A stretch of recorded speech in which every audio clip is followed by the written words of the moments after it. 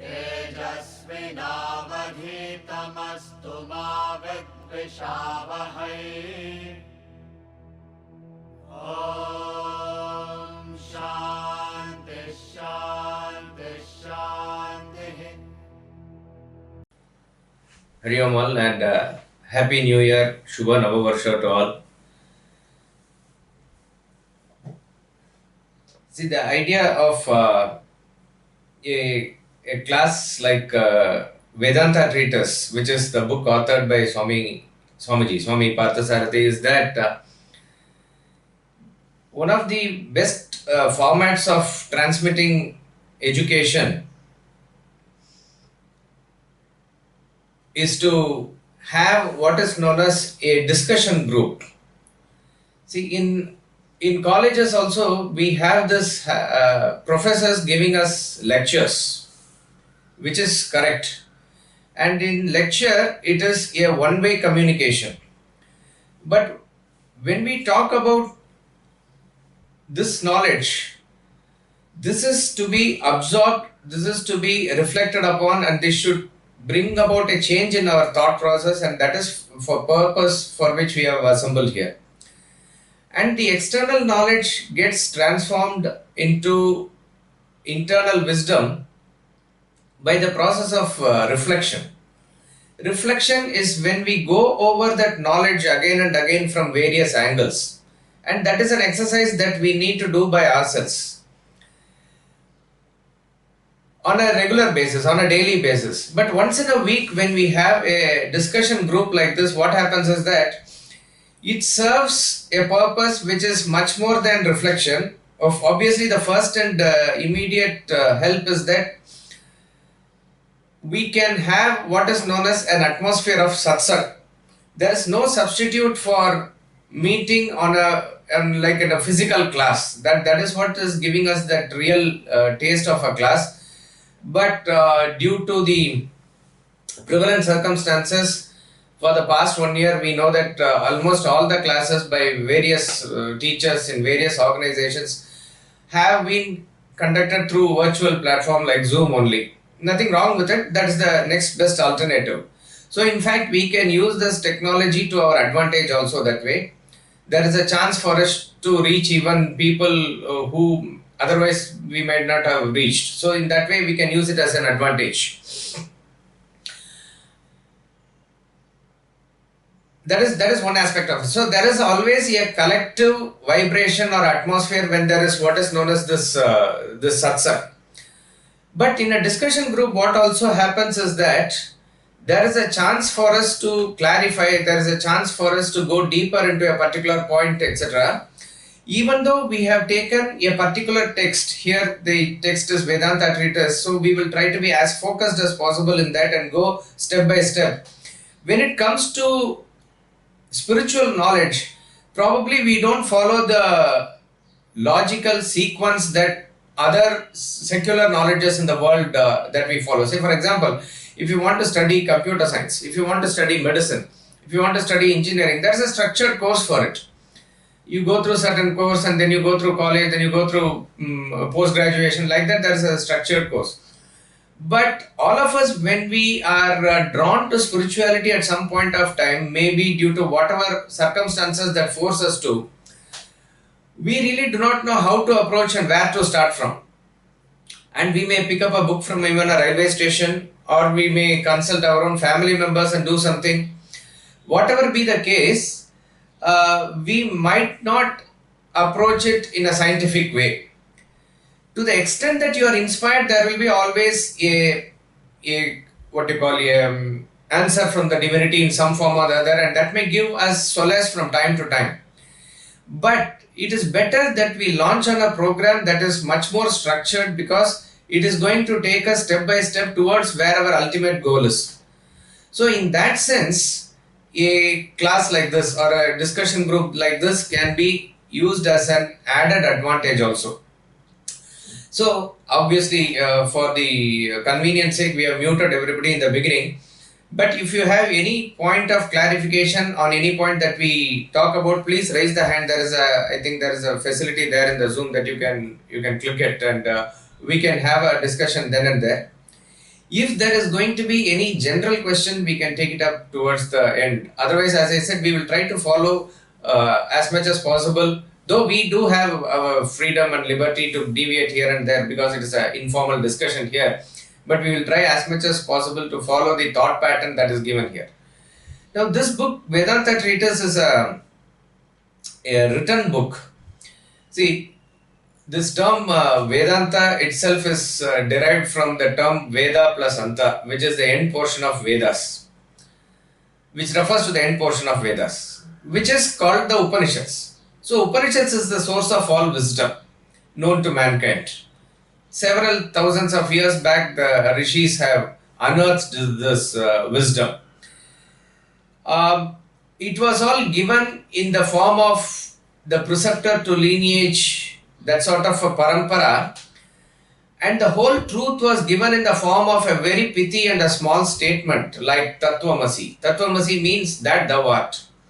When a student, with all his humility and all his earnestness, when he approached the master to know the ultimate reality of the truth, the assumption is that the student of that age has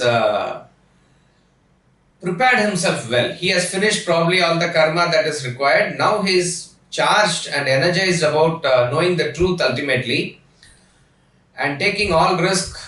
He treks that Himalayan jungle and finds a master who is sitting there all alone by himself, reveling in the truth. To him, he submits and asks this question as to what is the truth, what is the reality. And the master gives the message in 3 words, Tattvamasi. Tattvamasi means you are that. The reality that you are seeking, the truth that you are seeking is only you.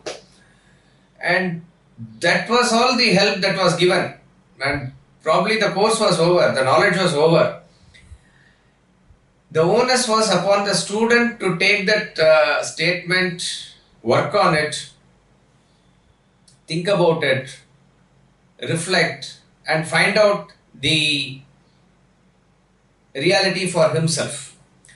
So maybe after a few months, few weeks, we do not know what the time is, after a certain amount of contemplation, he goes and submits himself to the master to ask whether what he has found out now is the truth, and he gives out what he has found out. The master only says, Neti, no, not that, not that. That is probably the only additional help that he gives to say that whatever he has found is not the ultimate truth. The student is not disheartened. He goes back again and now delves deeper into the statement. And then he now has discovered something deeper. Again he comes and submits to the master, to which the master again says, Neti, Neti. Neti, na iti. In Sanskrit, neti means na. Na means no. Iti means thus. Saying thus, no. Like that he was sort of dismissing him. A third time, a fourth time. And then afterwards, the student contemplates and contemplates. Finally, he does not come and report to the master because he has found out the truth now for himself. He has realized the truth for himself. This is probably the best form of education. But that was the caliber of the master and that was the caliber of the student. You blame it on Kali Yuga, you blame it on our present level of intellect. We do not know what it is. Whether if we only say these 3 words now, and you will only think, what is this big fuss about class was all about. In fact, this Vedanta Treatise book, if you see the last chapter of this book, which is the essential message that the author wants to convey through this book, is the same 3 words, that thou art. And that is what the author is trying to arrive at. Okay. But here we need to start from a different level altogether. So, when that pithy statement like Tattvamasi was not understood sometime later, sometime when I say hundreds of years later or whatever be the time, then Upanishads were given as cryptic statements deriving the same truth centered around these statements. So, from the Mahavakyas, you come to the level of Upanishads, which is in a way centered around or explaining that statement. Upanishads are also very, very tough, very direct, statements, sort of like commandments and declaration of truth that are given. Of course, there are some explanations and some formula for doing rituals and other things are also given, but majorly all the Upanishads' theme is to expound Brahman only, which is the supreme God only. So then, much later, when Upanishads were not directly able, the students were not able to relate to that, maybe thousands of years later, came a text like Bhagavad Gita. Bhagavad Gita is also the essence of the Upanishads only. It is said to be given on a battlefield, and here you see that the adhikari or the student is Arjuna. We are able to relate to Bhagavad Gita much more than the Upanishad because Arjuna represents us much more than the Upanishadic student, isn't it? Arjuna is a man of action, and he is there, a good person, a generally unselfish person who is wanting all the successes and other levels of achievements in the world also, and a very practical person, right? So we are able, and most of us, if you look at the world today, we are all in this level that we are doing actions, we are in household, we are into earning money and enjoyments of the world also. And yet what happens is that we go into stress and strain from time to time, and that is what happened to Arjuna at the battlefield, that he completely collapsed by the weight of his own emotions.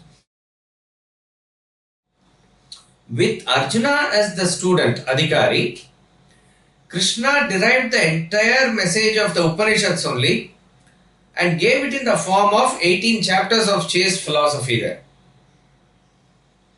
So 700 odd verses, that is Bhagavad Gita, but the essence is the same, Tattvamasi. That is the essence of Bhagavad Gita also. But you can say it is much more explanatory compared to Upanishads.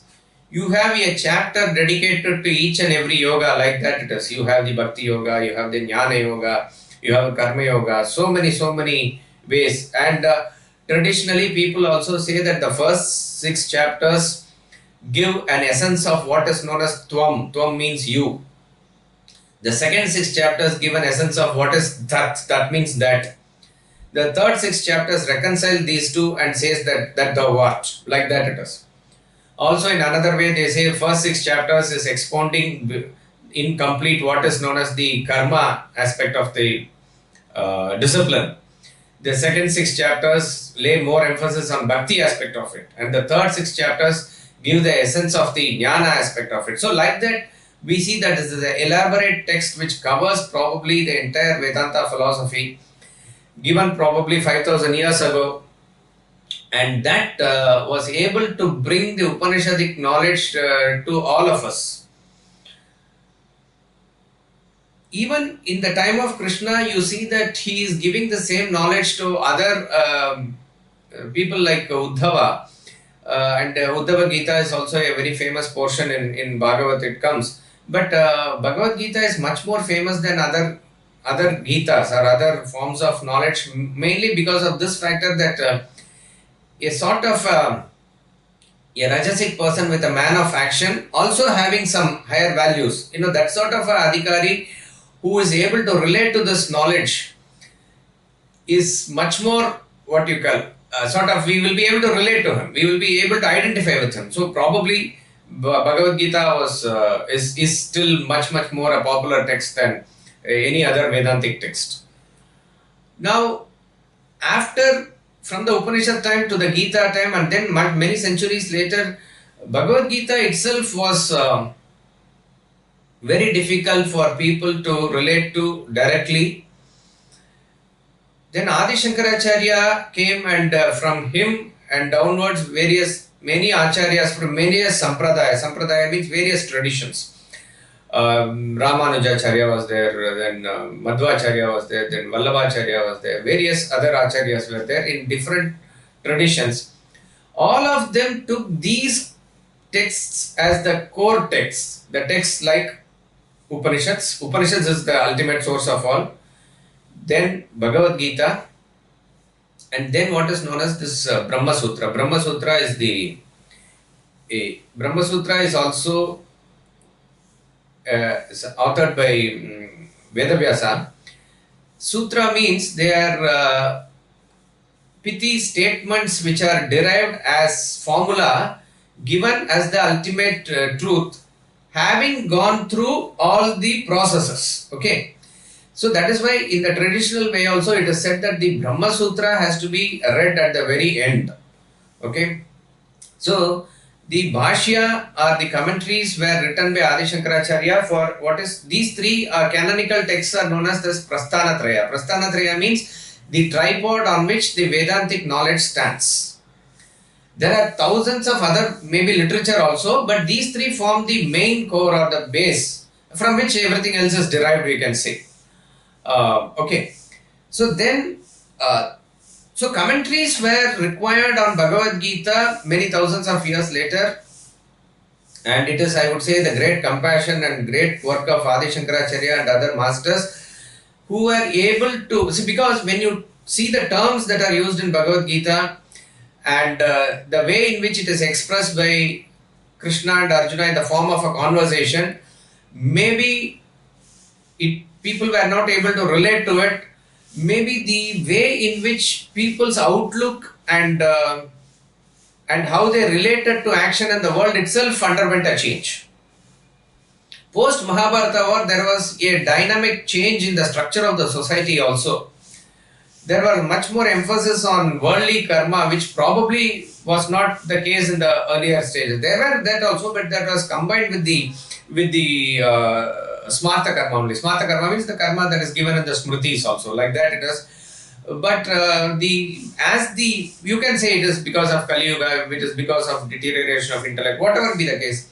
But these masters understood and they all presented the truth that which was required at that point of time for that consumers. So that is why the advent of great masters in our civilization from time to time is a great boon actually. So Adi Shankaracharya was able to synthesize all the concepts and present it in a form that everybody can understand from A to Z at that point of time. And also he gave out commentaries on the texts like Bhagavad Gita. So he was able to bring everybody back into this Vedantic knowledge here. Now many centuries later, and he also gave out Prakarana Grantha. Prakarana Granthas means the introductory texts like Atma Bodha, Tattva Bodha, Bhajagovindam. These are the texts where he is talking about the fundamental definitions, terms, terminologies, explanation. All these were also given because the student has to be taken now from that level. You have to always imagine and compare this type of student with the Upanishadic student who was all well prepared by himself and seeking the truth. There's nothing to be feeling inferior or superior or anything. We have to keep that contrast to understand the caliber with which we need to approach the subject. We have to bring that earnestness in us, and for which a Upanishadic student can be an inspiration. On Sundays when we do the Kaivalya Upanishad, there we see Ashwalayana is a great student. I mean, how inspired he is and seeking the knowledge from Lord Brahma himself, and the question that he poses there directly is referring to the Brahma Vidya only. There is no question about here, how to keep harmonious relationship in the house, how to do my work properly, or how to earn success in the world. These are all the things that are bothering us now. But you have to understand, those they have crossed all over that, and they are only fired by the idea of self or self-realization. At least we must keep that in our remembrance. That's all it is. So much later, after Acharya's time, Shankaracharya's time, till now you can say, by any calculation, it's either you can say 12 centuries or by traditional calculation 25 centuries, whatever be the time, we have lost the capacity to even relate to the commentaries and the Grantha and other texts for various reasons. And one of the main reasons is that the texts are written in Sanskrit language. That itself is like out of fashion now. Though most of the Indian languages, not most, I will say all the Indian languages are essentially derived from the root of Sanskrit. You take Bengali, it is 80% Sanskrit, Marathi, or even when you go to the pure form of Kannada, Telugu, or Hindi, everything is Sanskrit. But still, the mixture of English and other aspects of it is so much that we are not able to now able to relate to even common words that are there. So because of our system and way of education, the way of thinking itself has changed. The same truth has to be now presented in a contemporary thought and language, and that is where this book Vedanta Treatise fills that gap. So there is a text called Gita Dhyanam, which is attributed to Madhusudana Saraswati. He says there, all the Upanishad is the cow and Gita is the milk. So if Upanishad is the source of all wisdom, then the derived message in essence is the Gita. If milk itself is not palatable, what to do now? You have to make ice cream and give like that. You can say like that it is. So you have to now bring it to the level of a Vedanta treatise. Maybe we do not know, 100 years, 200 years down the line. If Vedanta treatise itself is not understood, there will be some other person who will write a ABCD book from where you'll be able to even relate to Vedanta treatise. Even in his lifetime now, Swamiji has written the book called The Fall of the Human Intellect, governing business and relationships, like that. So we are talking about how to even relate to people, how to do business, how to deal with corruption or leadership. These are essentially messages that are given to corporate, to the business people. But you can derive the message of Gita, you can derive the Vedanta and apply it there also. But Gita's essential purpose is not to do business. Gita's essential purpose is to reveal yourself only, right? Exactly like that, Vedanta Treatise is a book which uncompromisingly gives that essential message only, that thou art. But it starts from the level that we are.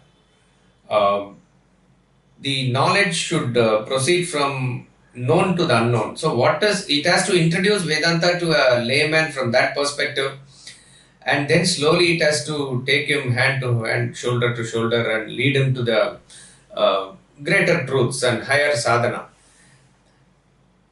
That is the what you call the background of this book. And what about the author is that Swami Parthasarathy is the author. He is one of the greatest living legends, we can say, of and exponent of Vedanta philosophy. Coming from a business family, he was exposed to this knowledge because his father was associating with some spiritual gurus and others who were there at that point of time. Swamiji used to talk about a great man called Seshachala Iyer and others who were able to, let's say, give discourses on Ramayana and English poetry also. That way there has been an introduction of this knowledge early in his life. Then after his corporate career and everything, he was introduced to Swami Chinmayananda, who was one of, we can say, a revolutionary Swamis of the last century. He was the one who was able to bring Bhagavad Gita to all the sections of the society, particularly the English-speaking audience who had sort of moved away from the core culture of our Bharatavarsha itself. This has nothing to do with a person whose mother tongue is some other language or who is speaking more in English.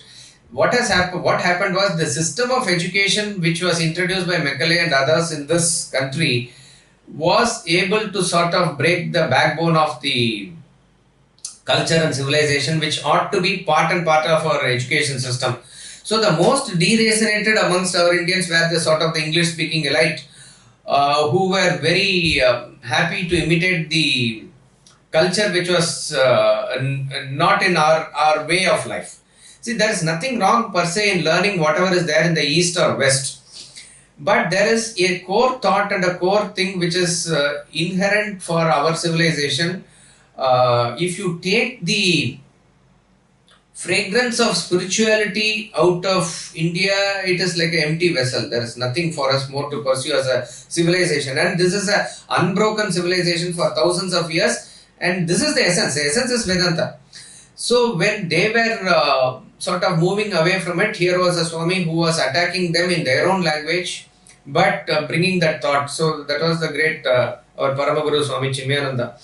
So when he was introduced to that, probably our Swamiji left his corporate career and took a full plunge into study research because he was drawn to this, and that is the tapas that is required. Otherwise, see, all of us now, having studied under him and maybe taking classes for many years, we can talk about this. That's not a big deal. But what is that which essentially communicates is the depth. The depth comes from the tapas, from the uncompromising, concerted effort towards the knowing the truth, and that is what you will see is written in this book. So essentially, as an author, wanted to bring out the truths which are hidden, as I said, in a contemporary thought and language. And then Swamiji also encountered the works of Swami Ramatirtha. Swami Ramatirtha, who had attained Mahasamadhi in 1906, so there is no direct or personal connection, because our Swamiji was born in 1927, right? So he probably got a article from the book of Swami Ramatirtha. Book, when I say, Swami Ramatirtha has not written a book. Collection of his lectures were published by Swami Ramatirtha Pratishthan, which is there in Lucknow. And he, by chance, he was able to read a passage on the Maya, which is covered in this book also later. And he was completely glued to that for months together, he said, and then he found out and he read the entire works of Swami Ramatirtha. Even if you discount all the works by our Swamiji, I am just saying for the argument's sake, if you discount everything else, one thing is that the unknown gem called Swami Ramatirtha has been brought to surface by our Swamiji in all his public lectures and his private conversations. There will never be a case where he does not refer to Swami Ramatirtha, one of the greatest self-realized masters of the modern era, contemporary of Swami Vivekananda. So then what happened was the entire works of Swami Ramatirtha, and coupled with the works of Gita and other Upanishadic texts also, it was synthesized and written in a very sequential way from A to Z, and that is this book, Vedanta Treatise. I think it was published in 1970s or early 80s first. That was the first edition. And when we studied in the academy, that edition was there. And then Swamiji wrote all the required books that he had envisioned initially, which is the commentary on Bhajagovindam and Atma Bodha, commentary on Bhagavad Gita, and the commentary on the Upanishads, 4 Upanishads. All this was over by, and the book on symbolism of Hindu gods and rituals and select English poems. This was the entire package. All this was over by 2002. 2002, yeah, something around that time. And by now he has transformed himself into a very, a seasoned author. Somebody who is very adept in writing, though essentially he is an author only. In fact, the art of public speaking and another thing he developed, and he has been giving lectures, all that is fine, but essentially he is an author.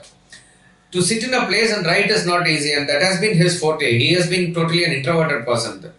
So he just revisited Vedanta Treatise, and the style of writing was revised into around 2003-4 like that. And so this book, this Vedanta Treatise, which is what the cover has changed now, that is the Vedanta Treatise that you all have now. That was a product that came in 2004, and that is the book that we'll be following. So this book, as I said, is a written book. When you read the lectures of Ramatirtha in his original volumes, it will vibrate in your hands. But It is all, you have to understand, a product of inspiration where he is speaking to an audience. Even today in YouTube you will find some great masters lectures. Many of Swami Chinmayananda's books, it is authored and it is attributed to him, but it is said that out of the flow of inspiration, whatever he gave out in lectures are captured by him or his own people and then modified and given as a book. So, but to sit in a place and sequentially write a book, it takes time, and to write this book, it took a lot of years because the structure and it has to go step by step. After this book was written, the other books became easy because based on this, the commentaries and other thing can be given out easily. So Vedanta Treatise is that way a written book. So we will try to be as focused as I said and go in sequence from beginning till the end. If you have any, as I said, clarifications or question, you can always, we can always have a discussion on that point. Okay, somebody has written first edition of VT in 1978. That's correct. And there were a lot of reprints of that till around 2004 where this book came about. Now, what is the purpose for this? What is the, why is it that we need to study Vedanta? See, that traditionally if you take this word Vedanta, which as I said refers to Upanishads, it is given in the Upanishads itself and it is traditionally also accepted that the knowledge of the Upanishad can be related to by renunciates. Renunciates means a real sannyasi. If you are able to break the corpus of Vedas into 4 parts, which is the mantras or the samhitas first, then you have the brahmanas or the ritualistic portion, which is the bulk portion, karma kanda they say second, aranyakas are the third part, which you can translate as forest treatises, like that, where subjective worships are all given. And the fourth part is the last part is Vedanta, which is Upanishads. Some people even consider Vedanta to be different from Vedas, but that is not the case. Veda and Anta, which is Vedanta, is part and parcel of the Vedas only. But they are treated separately because they are portions which are able to have like a question and answer form and dealing with the philosophy of life and dealing directly with our lives, like that it is.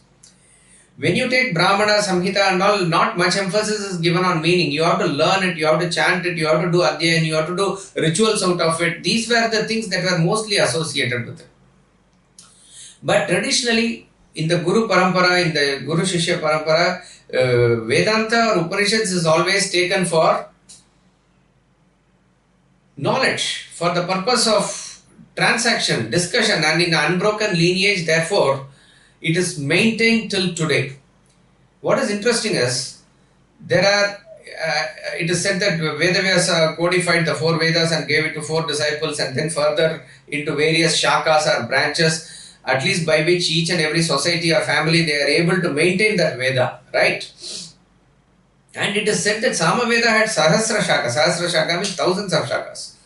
Rigveda had many, Yajurveda had many, Atharva Veda had many. Now, we don't find all those things in practice at all. Very few of Samaveda here are there in South. Yajurveda among the things is there in maximum, both in North India and South India. Rigveda is also very few in the west coast of India, maybe like that. Atharva Veda is practically not there. Very few, one or couple of families here and there it is there. So it is simply a beautiful system that was there in the beginning to maintain all this is just not there. But what is interesting is, the Upanishads of all the Vedas are still today being discussed, being taught. Lectures are given upon that. So what is the point for us to note is that the essential message which relates to the life and living of the people, that has been kept intact through whatever means. It could be through English commentaries, it could be through great lectures or retreats or whatever way. The essential message of Upanishads through books and everything is maintained. It is very essential that we maintain the ritual and other aspects of it also, but by long lapse of time that is lost actually. It is not something to be happy about or be proud about, but the practical thing is, the reality is that it is not there. So Upanishads form the crux or the message.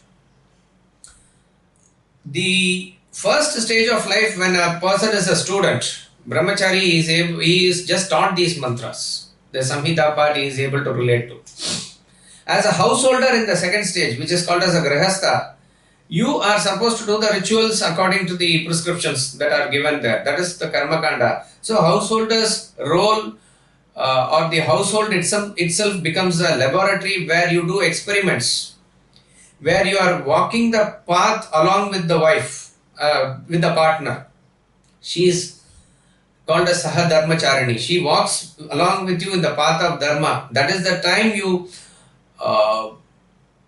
do karma in the world, you earn money, you have legitimate enjoyments of the world, and all this, if you do it in a certain way, in the form of, in the dharmic way, then you qualify and you gradually tend to disassociate yourself, detach yourself. It ought to happen. I'm not saying it automatically happens that everybody with age or something like that. When you do it like that, it ought to happen. And that is when at a slightly sort of a retirement, I'm just relating it to that sort of a maturity, where you hand over to the next generation and you are completely somewhat withdrawn. You may be still with your partner, but you are now more subjectively withdrawn inside like that. Aranyakas and other subjective worships is you will be able to relate to. And then a stage comes when you are completely fired by wanting to know the truth. Even physically, that person now cannot be confined to a family. When we talk about renunciation, it is the spirit of renunciation only. And there have been various people who have attained that state even while being in the family also. But in general, I am saying, they are now fired by the self. So it is talking about a mental state, which we will see in detail as the chapter comes here. They will be able to relate to Upanishads much better than others.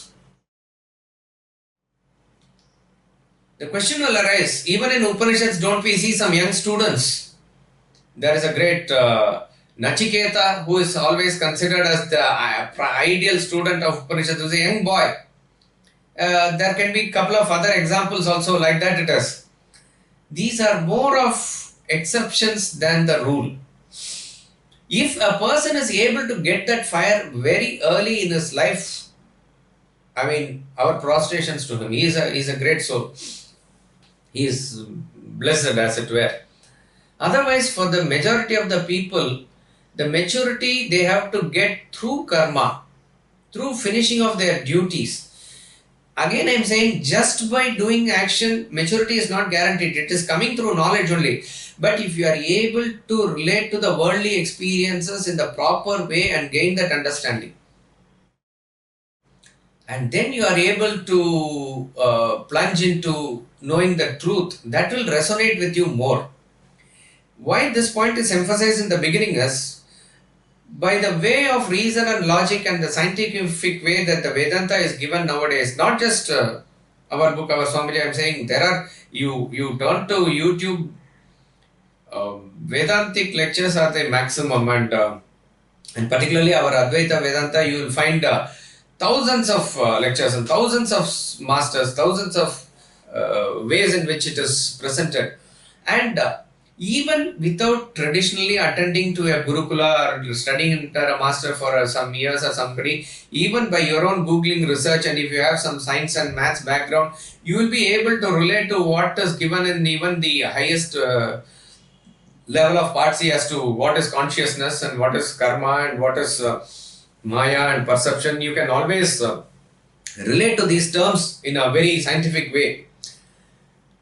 But what is understood at the level of the intellect will not get automatically translated at the level of the heart and then show it in action.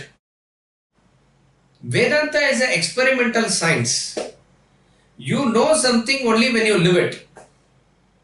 Otherwise, you can have a great memory and great understanding and have something here that will not gel into our life. See, it is not a great deal to ask a couple of questions or make your own theses, or you can even produce a book out of your own understanding. am I able to stand on that standpoint that I am not this body, I am that self, which is the essential message of the Upanishad. That type of a vairagya will I get? See, we can discuss in a class like this early in the morning, which is very good actually. But then, how much of attachment to our body and the related attachment to all the samsaric activities that we have, whether it is our family problems, whether it is our office problems, how much we deal, and out of which how much of we get this frustration, anger, stress, strain, so much of feeling of that burden on our shoulders in doing our duty, so many things that we undergo like this. And then but relating to Upanishad in the morning, it will not sustain itself on a long-term basis. So therefore, we need to approach this subject, as I said, on an experimental basis to relate to it from the level that we are. So coming back to where I started, Upanishads, a person who is at the level of sannyas, a mental renunciation, he will be able to relate to the knowledge of Vedanta directly. So, but for our level, what is required? We have to deal with Vedanta at the practical level also. Thanks to Swami Vivekananda, Swami Ramatirtha and other great masters who were, who were instrumental in the renaissance in a way of practical Vedanta. They were able to bring the same knowledge to our level and say Gita is even applicable for you, man. If you are a student, you want to prepare for exams. If you are a corporate person, wanting success there. If you are a housewife, even wanting to do your activities in the house properly. If you are whoever you are, you can use still Vedanta to move from the level that you are to the next level that you can go. This sort of assurance that they give, it is very sort of soothing for us that we can also relate to this like this. So therefore, even as you keep the thought of the highest in the back of the mind, that you never leave, because that is the inspiration. But then you have to relate to Vedanta at the level that we are now. So two things must be always kept in mind. What is the ultimate destination and where I should reach? That must be always there in the back of the mind.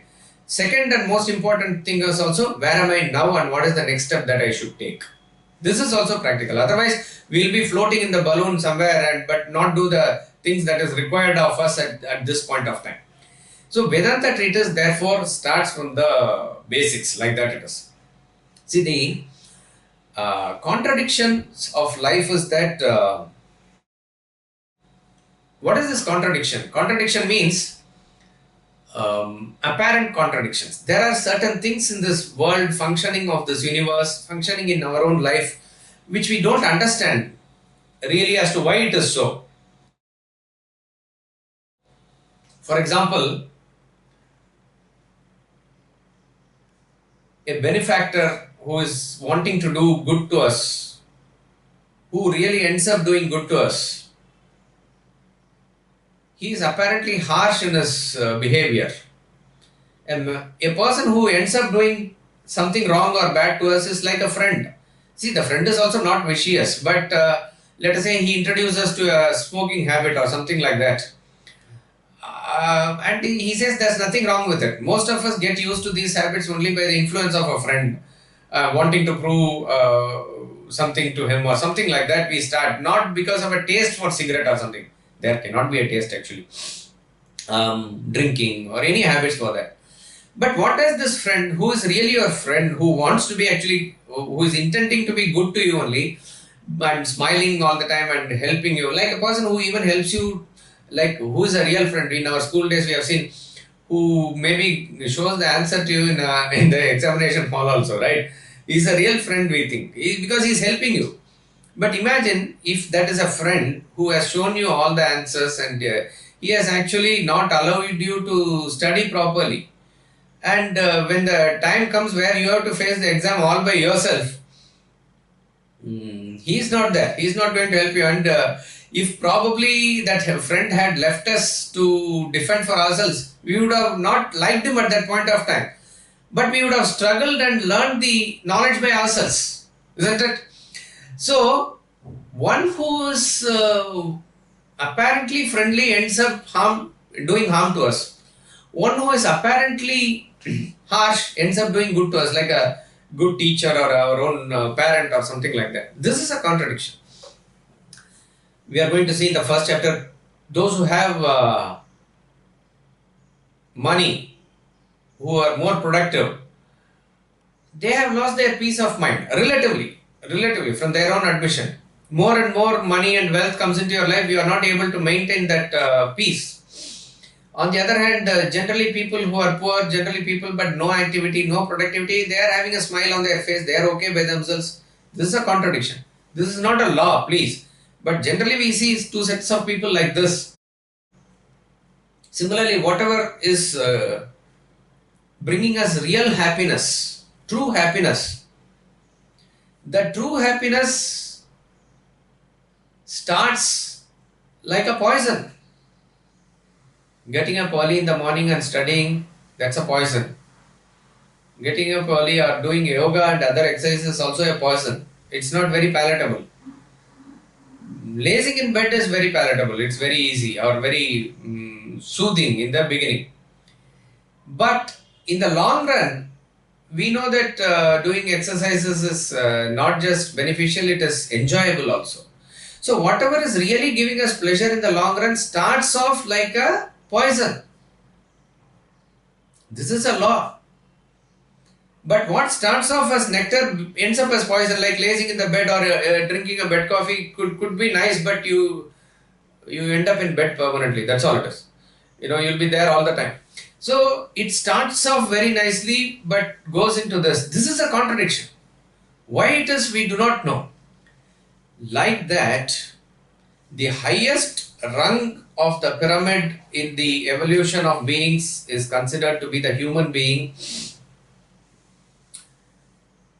The contradiction is that we need knowledge to lead our lives.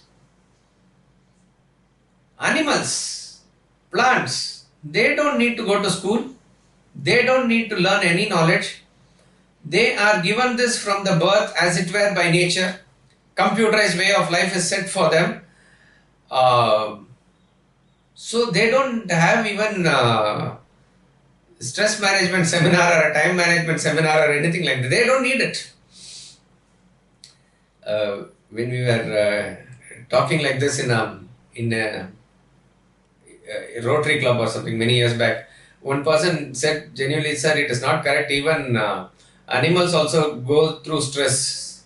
I said correct, and I do agree.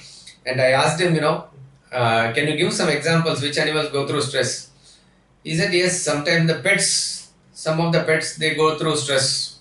And then, obviously, those animals which are being taken for slaughter and other things, when they are kept in unhygienic conditions or whatever, in whichever way they are kept, even if they are kept in proper condition also, if they know that they are to be going to slaughter, how they feel, right? That is not going to be very easy. They will be stressed. And then those animals which are there in circus, obviously they also undergo. So I said, don't you see a pattern in all these things? What? The pattern is those animals which are associated with human beings, they only have stress in some form or the other. Left to themselves, be it the birds in the sky or animals in the forest or desert, the fish in the ocean or for anywhere, they are happy by themselves. Have you seen? That is why Swamiji says one of the best TV channels that you must watch to learn Vedanta is Animal Planet.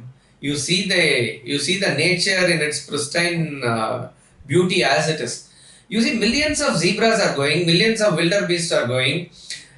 You will not find one zebra which is either obese or malnutrition. Everything is perfect. Every eagle, every bird, flamingo, pigeon, all those things which are there, they are perfect in shape. How it is possible? Every fish, every dolphin and shark and other fish which are also there, they are perfect. When we start interfering with nature, and that is when we create all these disturbances. So, an animal is perfected at birth, and whatever is required for an animal to live a life of an animal is given at birth. A human baby is is born like in a handicap way. It's like a sort of a stupid creature which cannot defend itself even against a mosquito. Unless a mother takes and feeds the child will not know what to do. But an animal knows how to suckle milk from the mother. Within half an hour it knows. It knows everything. It can stand even on the legs sometimes. Like that it is. So, but the human baby can grow into a great person. He can conquer the world also. To that extent, that is possible. But animals don't have that luxury. They have a limited way of life and existence which they have to live through and die. That's all it is. A cow has to live a cow's life and die. A tiger has to live a tiger's life and die. So it is well set in motion. It is computerized. It is like that. It is their life. On the other hand, highest rung of ladder, we need education. We need to be taught discipline. Animals, eating and mating habits, all this is again, they don't do it out of season, like that it is. But we need to be taught about what is known as self-control. All those things, that is there. So this is a very sort of a glaring contradiction. That is why this knowledge comes into picture. This knowledge is like a manual of life. Imagine that you are dropped into a football field. You have no choice but to play the game. Assume that there are people in the football field playing the game. You are airdropped into that football field. You have to play the game. There is no choice. And you see that ball is getting kicked here and there. People are running here and there. Fine. So if you want to play the game, what is the first condition or requirement? Is that you must know the basic rules of the game. What are they playing and what is that they are doing? So basic rules of the game is what we need to learn first. If you don't know the rules, what happens is that first is you will get hurt. You will not know how to tackle the ball and you will run here and there and people will push you or whatever it is, you will get hurt. Second is you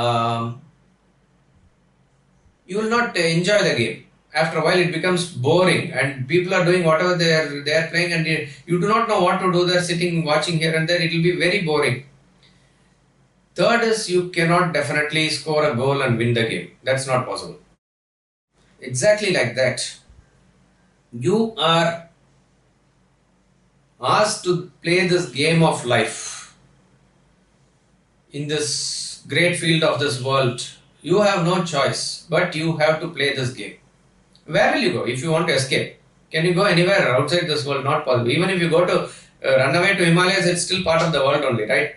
You cannot escape anywhere.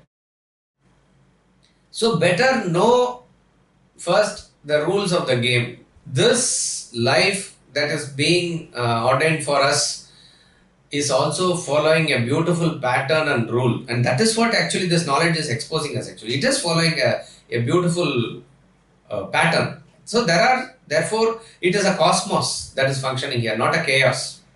Cosmos is beautifully functioning because there is an order.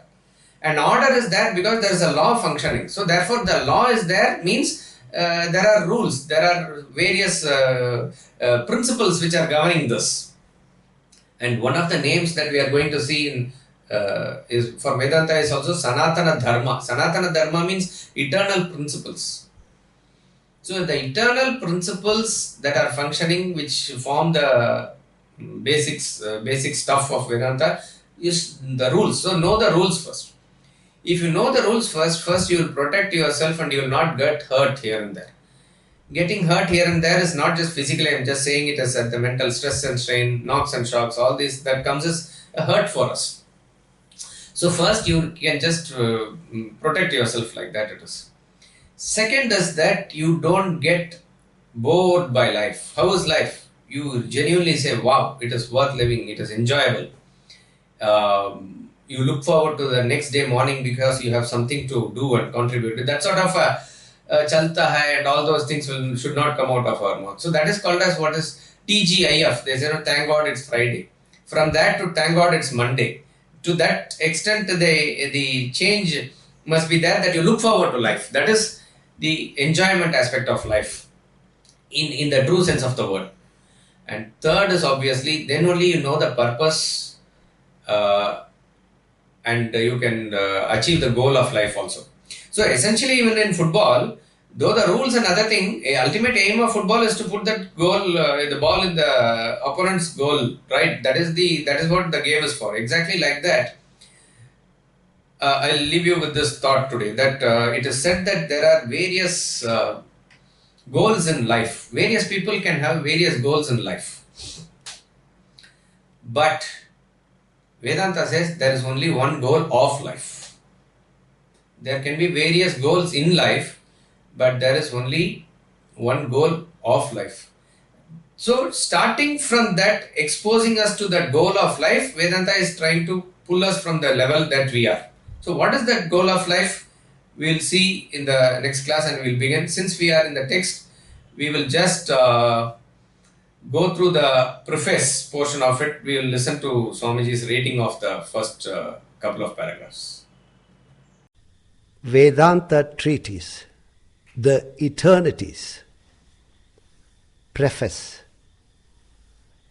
The Vedanta Treatise presents the ancient philosophy of Vedanta, a philosophy which enunciates the eternal principles of life and living. Living is an art, a skill, a technique. Few have understood it to be so in the span of human history. Nevertheless, you need to learn and practice the technique of living, as you would for playing a musical instrument or flying an aircraft. The world today is unaware of this process of learning. It is not taught in a school or university, nor in a moral or religious institution. Thus people go through a mechanical way of living, merely following a routine of their predecessors. They lack this fundamental knowledge of living and become victims of stress and strain. People everywhere have lost the pleasure in action. They try to find peace and happiness by abstaining from action. Hence, everyone looks forward to weekend and vacation, even seeks premature retirement from work. This is a human weakness. Do not fall a prey to it. If you cannot find peace and happiness in action, you can never find it through abstaining. Right. So it is ideal that, most of you will have. Otherwise, you just procure this copy of Vedanta Treatise. It is there in Academy website, or whichever city you are, there will be the institute which will have the stock. Go through it at your own pace in the morning and make your notes if you want. But ideally, as you know now, there is this e-learning course of Vedanta Academy also. So there, all these textbooks which are directly taught by Swamiji is taken, and that is also something that you can go through. Don't worry about taking notes. Just you have to just listen and you have to absorb it inside. So we will continue with this in the next Thursday. Yeah. Thank you very much.